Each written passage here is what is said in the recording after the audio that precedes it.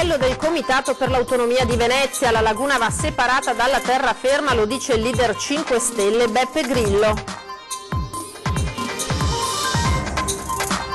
Più di una perplessità sulla separazione invece arriva dai presidenti metropolitani di Confartigianato e CNA, entrambe le città soffrono di diversi problemi, dicono, per cui occorre una riflessione profonda. Dopo 20 mesi di trattative l'ospedale San Camillo è salvo, sarà gestito dalle suore Mantellate di Pistoia, assicurati i posti di lavoro. Lavoravano come guide turistiche nel centro storico veneziano senza titoli e autorizzazioni, gli uomini della Guardia di Finanza ne hanno scoperte 25. Attimi di paura a Venezia, dove un turista inglese è stato denunciato dai carabinieri per aver fatto volare senza permesso un drone nel ghetto durante la festa ebraica. A Zelarino i residenti continuano a chiedere un incontro con l'assessore comunale alla mobilità, qui il traffico ci sta uccidendo, dicono, e propongono di deviarlo con una proposta concreta. Nel fine settimana a Mestre il gazebo della campagna Non Rischio, dove la protezione civile spiegherà come comportarsi in caso di terremoti, alluvioni e fenomeni di varia natura. Buonasera, ben ritrovati in diretta con l'edizione veneziana dei telegiornali di Antenna 3. Torniamo a parlare dunque della separazione tra Venezia e Mestre. Anche il leader pentastellato Beppe Grillo ha voluto esprimersi su questo tema. Condivido e sostengo pienamente l'appello del Comitato per l'Autonomia di Venezia per il referendum che si terrà domenica 1 dicembre. A scriverlo sul suo blog è il leader del Movimento 5 Stelle Beppe Grillo. La situazione di Venezia, al di là della retorica di facciata, si legge, diviene di anno in anno sempre più drammatica. Numerosi sono i problemi di natura ambientale, conservazione architettonica, di impoverimento del suo tessuto economico e sociale e di cattiva gestione dei flussi turistici che affliggono la città. Il più eclatante, continua Grillo, è lo scandalo del passaggio delle navi davanti a San Marco, da anni sotto i riflettori dell'attenzione dell'opinione pubblica mondiale. Non solo, Grillo affronta anche il tema dello spopolamento. Una perdita di abitanti, scrive, che ha prodotto una vera e propria emergenza democratica, e quasi nessuno all'estero è consapevole del fatto che Venezia e Mestre siano amministrativamente la stessa città. Così volle il regime fascista nel 1926, ma all'epoca Mestre era un villaggio, ora invece la maggioranza abita lì, nella proporzione di 1:3. I veneziani sono dunque privati dei loro diritti democratici fondamentali, senza contare che Mestre non è solo un'altra città, ma un altro mondo. Venezia e Mestre rappresentano due civiltà radicalmente diverse, una su gomma, l'altra su acqua. Per un veneziano che ama la propria dimensione spazio-temporale a misura di passo e di navigazione, trasferirsi a Mestre equivale al trauma culturale di un indiano d'America costretto a lasciare le sue praterie per il Bronx. Il Comitato per l'Autonomia, conclude Grillo, intende restituire a Venezia la dignità di città in sé, riconoscendole la legittimità di tornare a essere un comune autonomo, senza l'appendice della terraferma, ma con autorità sulla sua laguna.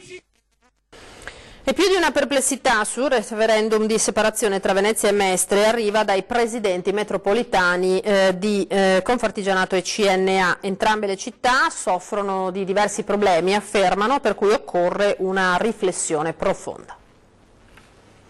Venezia si sta spopolando, Venezia sta diventando sempre più diciamo così, ostaggio di un turismo che ormai la sta annullando.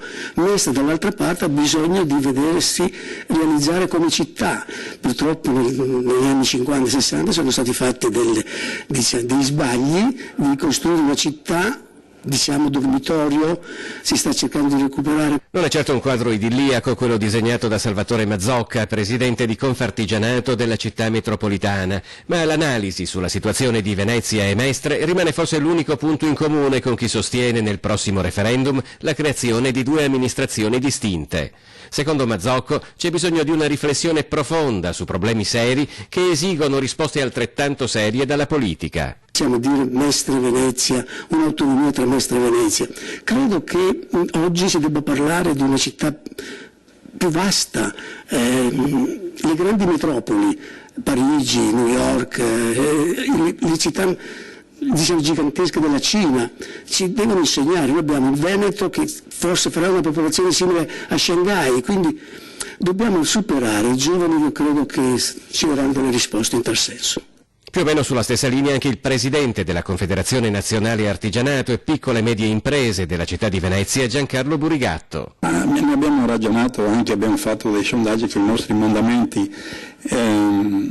Dividere non so quanto bene porti, poi dividere a dei costi insostenibili, cioè 2 municipi, 2 amministrazioni, tutto doppio, ma che vantaggio ne ha il singolo cittadino, che vantaggio ne ha la piccola e media azienda o le grandi aziende? Ci sono già stati fatti diversi tentativi per questa divisione, non sono mai andati a buon fine, credo che neanche questa volta andrà. E significativa è la posizione espressa dal presidente della municipalità del Lido e Pellestrina, Denny Carella, che si è dichiarato favorevole invece lui alla separazione di Venezia e Mestre in 2 comuni autonomi. In vista dunque del referendum di dicembre, il fronte dei separatisti riesce a catturare anche l'adesione di un rappresentante del PD e questo naturalmente farà discutere. È innegabile che il disagio del cittadino sia progressivamente e gradualmente aumentato in questi ultimi anni. Non solo andrà a votare, ma si esprimerà senza indugio a favore del sì per la separazione di Venezia e Mestre in 2 comuni autonomi. È una posizione in perfetta antitesi a quella del sindaco Luigi Brugnaro, ciò che annuncia il presidente della municipalità del Lido e Pellestrina, Denny Carella. Un'opinione chiara, espressa senza animosità o campanilismi di sorta, e Carella spiega perché è arrivato a questa convinzione separatista.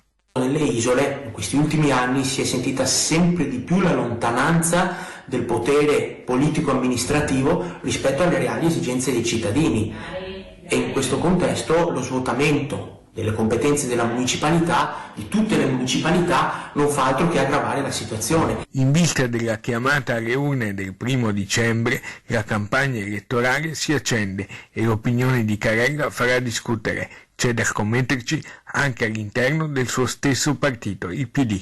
È evidente che la tematica del referendum è una tematica calda e tanto più lo è nella misura in cui ci si allontana progressivamente dal centro del potere, quindi da Cafarsetti e da Via Palazzo. Secondo il presidente della municipalità isolana, oggi la situazione è decisamente peggiorata. Cose che prima si riuscivano a fare facilmente presso i decentramenti, adesso non è più possibile farle e quindi questo crea una situazione di disagio che fa tutt'altro che sottovalutata, va interpretata, va compresa e soprattutto va risolta. E ora veniamo a un'altra questione, perché dopo numerose peripezie, polemiche e incertezze, l'ospedale San Camillo al Lido di Venezia è salvo. Una lunga trattativa estenuante, ma alla fine l'ospedale IRCS San Camillo al Lido di Venezia è salvo e così il personale al suo interno. Sarà gestito dalla congregazione delle Suore Mantellate di Pistoia. I padri camilliani hanno ceduto la parte immobiliare, quindi le mura della struttura Stella Maris e IRCS a un fondo di investimento,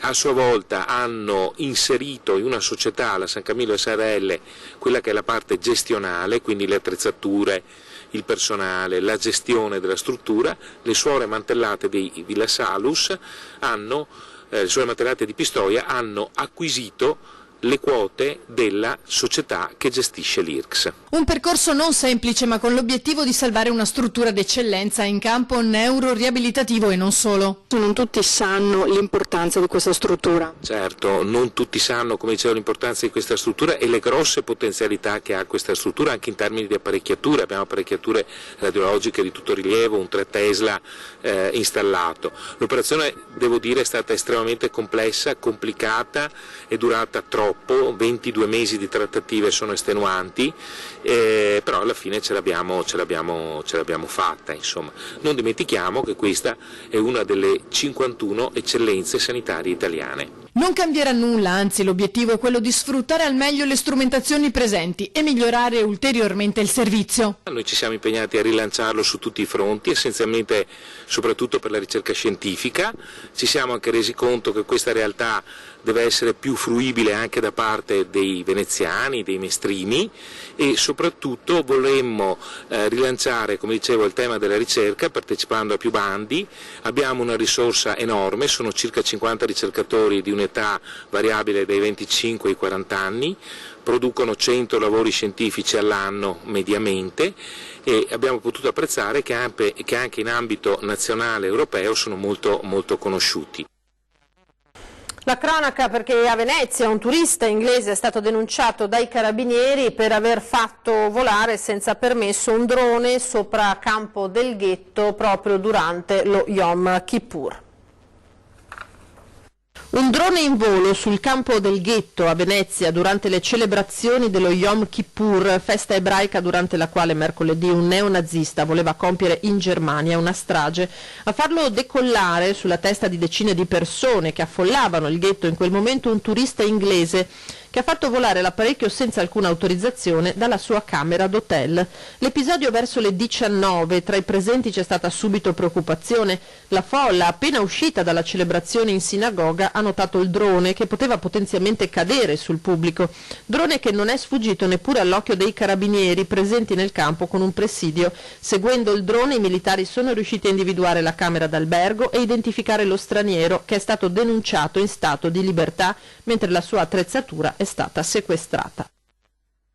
Lavoravano come guide turistiche a Venezia ma non ne avevano il titolo. Gli uomini della Guardia di Finanza hanno scoperto ben 25 casi.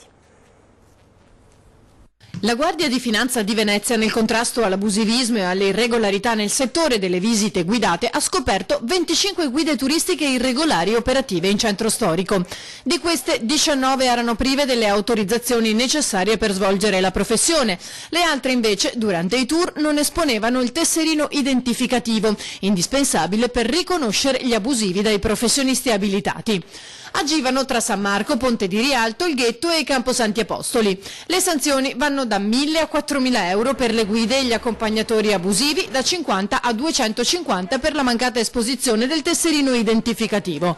La maggior parte delle finte guide erano italiane o cinesi, ma c'erano anche soggetti dell'Europa dell'Est e di nazionalità asiatica. Gli irregolari stranieri in più di un'occasione hanno cercato di nascondersi dietro alle difficoltà linguistiche per non incorrere nelle sanzioni, ma non è servito.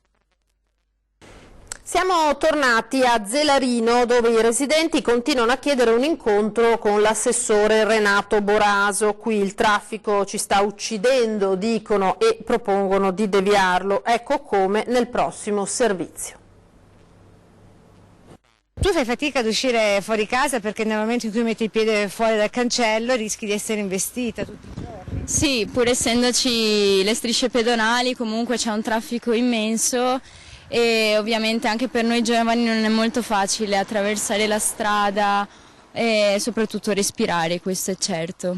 I lenzuoli bianchi con la scritta rossa "Basta smog" qui sono dappertutto. Facile capire quale sia la strada incriminata, via Paccagnella, costantemente sotto assedio di chi entra ed esce dall'ospedale, punto di collegamento con lo snodo autostradale di Mestre e nelle direzioni opposta anche verso il Milanese. Qui transitano al giorno più di 5.000 auto con grave danno alla salute visti i livelli di PM10. Bisogna trovare assolutamente una strategia alternativa, una soluzione per questo traffico. E loro la proposta alternativa ce l'hanno. Tema di quarta commissione consiliare del 2017, non è mai stata discussa. Ora come allora il comitato Zelarino chiede la deviazione del traffico. Potrebbe essere dalla zona dell'uscita del Passante, che era un vecchio progetto poi tralasciato, e che va a attaccarsi con la zona di Media World, il centro commerciale. Una richiesta questa almeno di confronto che non può essere ignorata. Chiediamo un incontro con l'amministrazione comunale e che ci vengano incontro ai nostri problemi, insomma,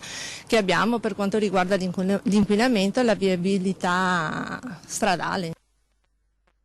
Vi ricordo i nostri numeri e i nostri riferimenti per segnalarci i vostri disagi, i disservizi che vivete nello spazio dedicato proprio a voi, lo dico ad Antenna. SMS e WhatsApp al 351 1755 340, email a redazione @antenna3.it, telefono e segreteria allo 042 202 30898. Ora ci fermiamo per qualche istante di pubblicità, ma naturalmente rimanete con noi.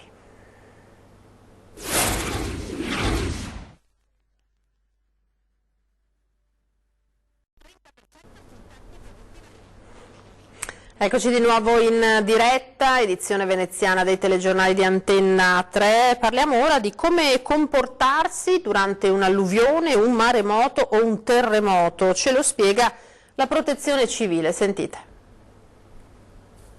A quasi un anno dall'anniversario della tempesta Vaia e dell'acqua alta da record a Venezia, prende il via nel fine settimana in Piazza Ferretto a Mestre Non Rischio la campagna sulle buone pratiche di protezione civile che quest'anno sarà focalizzata sui rischi di terremoto, maremoto e alluvione. Saremo proprio a disposizione dei cittadini per illustrare quelli che sono i manuali che ci hanno distribuito il Dipartimento, per illustrare e essere a disposizione delle persone per dare tutti gli approfondimenti in materia. E spesso e volentieri la gente ci chiede cosa può fare dopo un'alluvione, quindi ad esempio è bene essere certi che prima di utilizzare l'acqua potabile si possa effettivamente bere, si possa consumare. Ad esempio banalmente, purtroppo succede spesso, la gente non pensa che i sottopassi in caso di alluvione possono diventare una trappola perché sono riempiti d'acqua, oppure durante il terremoto, dopo il terremoto, avere la lucidità di portare quello che serve, tipo medicinali o quant'altro, perché dopo è un problema poi dover integrare quello che le persone hanno bisogno, insomma, quindi quegli accorgimenti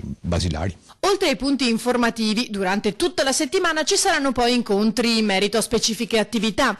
Ad esempio, martedì 15 si potrà visitare il centro previsione e segnalazione maree del Comune dalle 10 alle 13 e anche venerdì 18 ottobre dalle 14 alle 15:30 con prenotazione. Ancora sabato 19 ottobre al Parco San Giuliano ci saranno dimostrazioni di interventi in caso di emergenza, con unità cinofile, antidroga, antisabotaggio e ricerca persone scomparse, artificieri, sommozzatori, sorvoli operativi, tende e ospedale da campo. C'è sempre bisogno di nuovi volontari. Soprattutto giovani, ma non solo. È un campo molto vario, direi che non ci si annoia perché si va da attività di prevenzione come quella della campagna di Non Rischio che si terrà appunto sabato e domenica, e quindi parlare con i cittadini, essere a conoscenza e trasmettere la conoscenza sui rischi della protezione civile, ma non solo, attività ovviamente operative, quindi intervenire in emergenza, utilizzare macchinari come motopompe, generatori, torri faro, eccetera, e quindi permette il lavoro nelle scuole. Presentato un progetto dell'architetto armatore Lorenzo Parretti, che ha partecipato a un bando della Regione Veneto per il turismo sostenibile in laguna. Così, insieme a un gruppo di associazioni, ha salvato un vaporetto dismesso della flotta CTV e vuole farlo diventare una sorta di location mobile e studio per iniziative ed eventi in tema con la sostenibilità ambientale. È ormeggiato in riva a Corinto, al Lido di Venezia, e porta un nome che già di per sé è molto importante e ricco di storia, quello del capitano Marcantonio Bragadin, generale nato a Venezia nel 1500. Si tratta di un vaporetto foraneo, costruito a Venezia nel 1916, nel pieno della Prima Guerra Mondiale, e utilizzato in linea dalle aziende di trasporti per collegare le fondamenta nuove a Murano e Burano.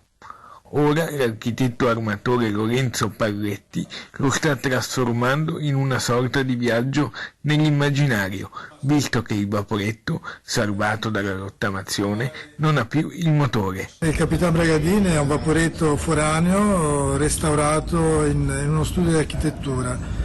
Il progetto che sto curando a Venezia, nella laguna di Venezia, è quello di trasformarlo in uno spazio, in una sala polivalente, uno spazio di creazione per eventi di tutti i generi legati alla laguna di Venezia. Il progetto culturale ha partecipato ad un bando della Regione Veneto con i fondi europei. Allora, l'idea del progetto è nato qualche anno fa in Francia, dove ho abitato, ho studiato e ho avuto modo di apprezzare le ristrutturazioni di battelli, le péniches famose. Un'avventura che parte anche a Venezia. Quello che mi auguro è appunto che il battello, appunto, il Capitan Bragadin, diventi un luogo di immaginario, un luogo di ricerca, di creazione. E grande presenza di pubblico anche nel secondo giovedì sera di Zelarino in Cammino, l'iniziativa nell'ambito dell'Ottobre Rosa per sensibilizzare la popolazione sull'importanza della prevenzione e soprattutto dello screening per il tumore al seno. La scorsa settimana, nel primo dei 4 giovedì, hanno partecipato oltre 200 persone, ieri sera invece 120. Il percorso prevede sempre un passaggio per l'ospedale dell'Angelo, a testimonianza del forte messaggio che si vuole lanciare. Presente anche l'associazione Ciani Forever in ricordo di Ciani morto per un tumore, che donerà il ricavato della vendita delle magliette ad Avapo Mestre. Vi ricordo come sempre l'appuntamento dopo i nostri telegiornali con 20:10. Stasera si parlerà in particolare di agricoltura e ospiti in studio saranno Giampaolo Vallardi, presidente della Commissione Agricoltura al Senato, e Paolo Quaggio, presidente della CIA di Venezia.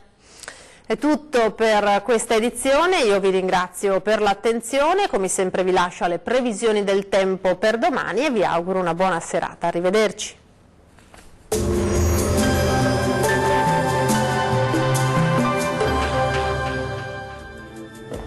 Benvenuti al Meteo.